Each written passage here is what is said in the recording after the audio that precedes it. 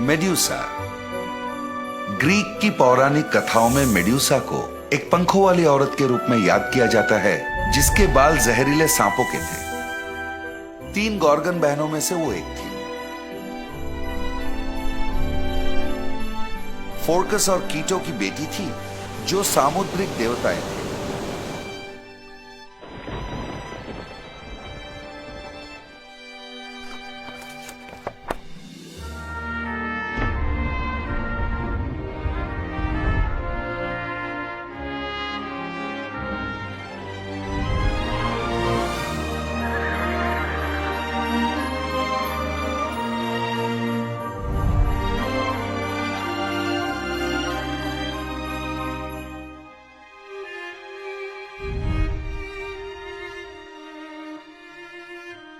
Medusa. Greek की पौराणिक कथाओं में मेड्यूसा को एक पंखों वाली औरत के रूप में याद किया जाता है, जिसके बाल जहरीले सांपों के थे। 3 गॉर्गन बहनों में से वो एक थी। फोर्कस और कीटो की बेटी थी, जो सामुद्रिक देवताएं थे। मेड्यूसा के बारे में जो कम लिखा गया है वो ये है कि वो एक पैदाइशी राक्षस नहीं थी।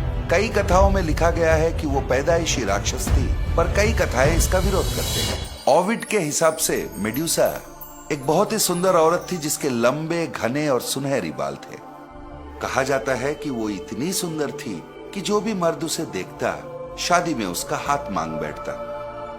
हर मर्द सिर्फ पोसाइडन के अलावा, जो समुंदर का भगवान था। पोसाइडन को भी वो बहुत पसंद थी, पर मेड्यूसा से शादी करने के बजाय उसने एथेना के पवित्र मंदिर में उसका बलात्कार किया। एथेना एक कुमारी देवी थी और उसकी मंदिर अपवित्र होने से उसे बहुत गुस्सा आया। इसका सारा दोष उसने मेड्यूसा पर डाला।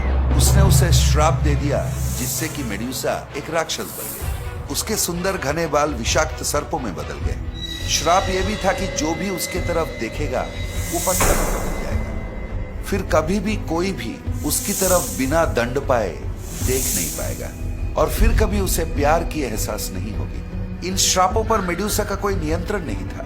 मतलब ये कि उसे एकांत में अकेला ही रहना पड़ता। उसे सजा मिला, जबकि बलात्कार उसी की हुई थी।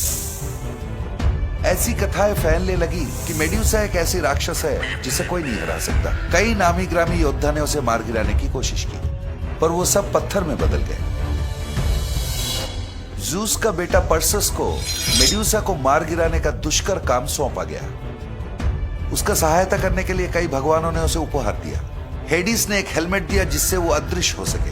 हर्मीस ने पंखों वाले चप्पल दिए। एथेना ने एक कांस का ढाल दिया, जिससे कि वो मेड्यूसा की नजर को मोड़ सके, और उसकी सर काटने के लिए तलवार भी दिया। इन उपहारों की वजह से पर्सियस मेड्यूसा की नजर बचाकर, जो कि एकमात्र गॉर्गन थी, उसकी गर्दन काट दिया। जब मेड्यूसा की मौत हुई, वो पोसाइडन की बच्चे की मां बनने वाली थी।